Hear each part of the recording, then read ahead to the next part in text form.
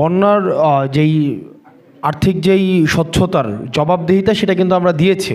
আপনারা যদি মনে করে থাকেন, দেখেন আমরা যখন আমরা টাকা উঠাচ্ছিলাম, আমরা প্রত্যেক 2-4 ঘন্টা পর পর কিন্তু আপডেট দিচ্ছিলাম যে আমরা কয় টাকা সংগ্রহ করা হয়েছে, 3টা থেকে 5টা পর্যন্ত কয় টাকা সংগ্রহ করা হয়েছে, প্রত্যেক 2-4 ঘন্টা পর পর কিন্তু আপডেট দিচ্ছিলাম। এবং এই বিশাল কর্মযজ্ঞের পরে আমরা প্রত্যেকটা টাকা আমরা তৃতীয় একটা অডিট পক্ষ দিয়ে, আমাদের নিজস্ব কোনো অডিট কোনো ধরনের প্রতিষ্ঠান দিয়ে না, তৃতীয় একটা অডিট প্রতিষ্ঠান দিয়ে কিন্তু আমরা একটা করে টাকার আমরা হিসাব দিয়েছি। আমাদের এই যে সার্বিক মিডিয়া বাস্তবতায় যেটা হয়েছে, নেতিবাচক সংবাদের প্রচারটা যেভাবে প্রসার হয়, একটা ইতিবাচক খবরটা সেভাবে প্রচারিত হয় না। আমরা আপনারা যদি অডিট রিপোর্টটা দেখেন, অডিট রিপোর্টের প্রথম পাতায় আমরা উল্লেখ করেছিলাম সেখানে একটা 2 লাখ বা 3 লাখ টাকার আমরা হিসাবটা দিতে পারিনি।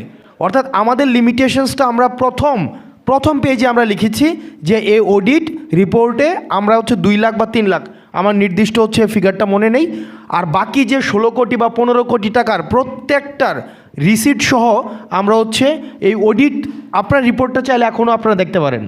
তার মানে আমরা এটা প্রকাশ করেছি। তখনকার সময় আমরা দেখেছি মিডিয়া ট্রায়াল হয়েছে, তখন থেকে শুরু করে এখনও পর্যন্ত কিন্তু এই জাস্ট 2 দিন আগে বা 3 দিন আগে আমরা দেখেছি যে আমাদের দলের প্রধানকে নিয়ে আমরা মিডিয়া ফ্রেমিং করার চেষ্টা করা হয়েছে। এগুলোর ঊর্ধ্বে কিন্তু আমরা কেউই না। তো দেখা যায় আমরা সবসময় জাতীয় নাগরিক পার্টি, আমরা সবসময় যে কোনো বিষয়ে, বৈষম্য বিরোধী ছাত্র আন্দোলনের আহ্বায়ক থাকাকালীন সময় থেকে যখনই কোনো অভিযোগ এসছে আমরা সেটাকে গ্রহণ করেছি এবং সেটার যথাযথ রেসপন্স কিন্তু আমরা করেছি। সেটির ধারাবাহিকতায় আমরা এখনও বিশ্বাস করি জাতীয় নাগরিক পার্টি আমরা প্রত্যেকটি অর্থের আমরা স্বচ্ছতা নিশ্চিত করব।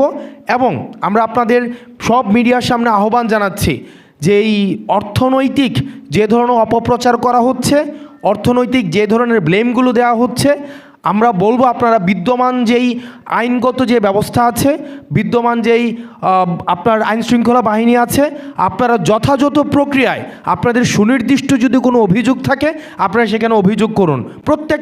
আমরা প্রত্যেকটা অভিযোগকে আমরা অ্যাড্রেস করব।